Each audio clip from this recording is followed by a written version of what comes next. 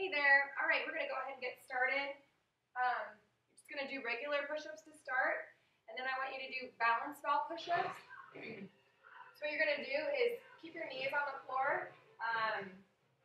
You can work toward getting your knees off the floor, but it's very difficult. You're going to have your hands on the balance ball. You're going to keep your elbows in real close to your sides as you go into a push-up, okay?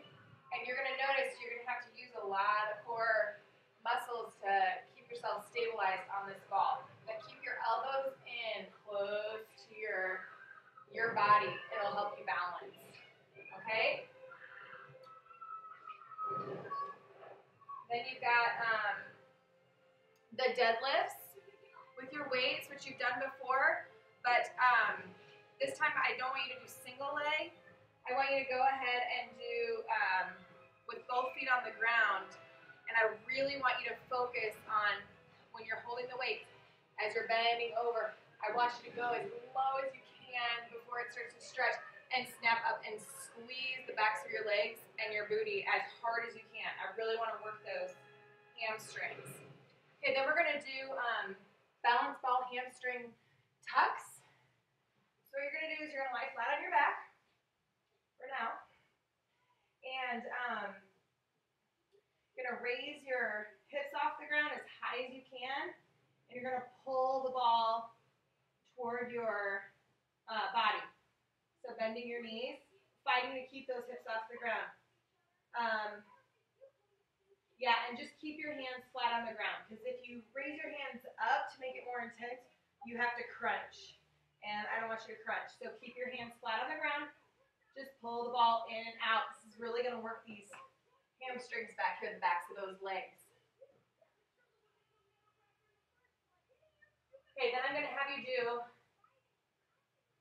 bent over rows. So you're going to be holding weights. And I'm sorry I didn't bring my weights today. You're going to be holding weights in your hand. You're going to bend over. Keep your back nice and flat. So you bend your legs a little bit to take the strain off your hamstrings. Have your legs apart just a little bit. And you're going to drop those arms down, but don't round your back. Keep your shoulders back and your shoulder blades squeezing, and then you're really going to pull with those shoulder blades, kind of like you're pulling up your pants.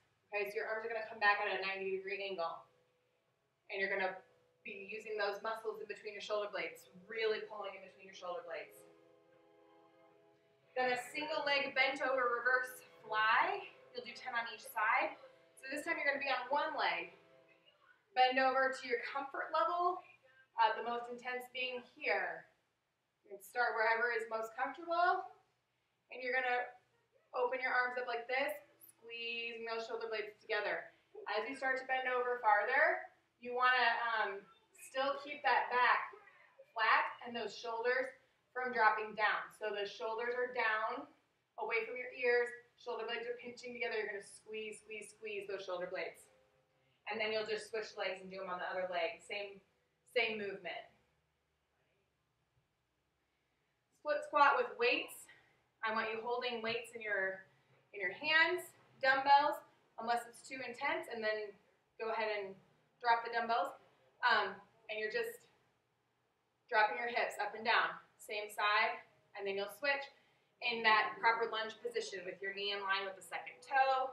And if it starts to bother this back knee, the back leg, the knee of the back leg, then just play around with your foot position. Sometimes the closer you move it to your body,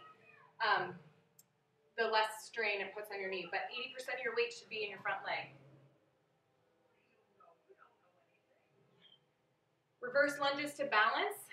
So you're just going to step backwards into a lunge, come up, and lift up your leg. Okay? So you're really going to power off that back leg as you come up from the lunge. Power off the back leg so that you can balance. So hold it for a second or two just to make sure that you're balancing. And go ahead on those and do one side over and over. Just keep going back and then switch to the other side. Okay, and I'm going to show you, so we're going to do a little bit of core for the next couple of weeks. And then as you get later, we're not gonna do core anymore, except for some stuff that you can do while you're standing and stuff like that. So anytime you're doing core from now on, I want you to have your knees down. So when you're doing a plank, I want your knees down, okay? Get your hips down, but raise your hips just a little bit. So you're still working your core, but we're just not putting as much strain and pressure on your abs. All right, so we're still working your core, and I still want you to do it for now, for the next few weeks, but then we will back off all of these moves. But I do want you to have your knees on the floor. And same with the side plank. You can raise your hips off, and this is going to be getting your side abs more, so you can go ahead and raise up as high as you can, but keep that bottom knee on the floor and the top leg straight, okay?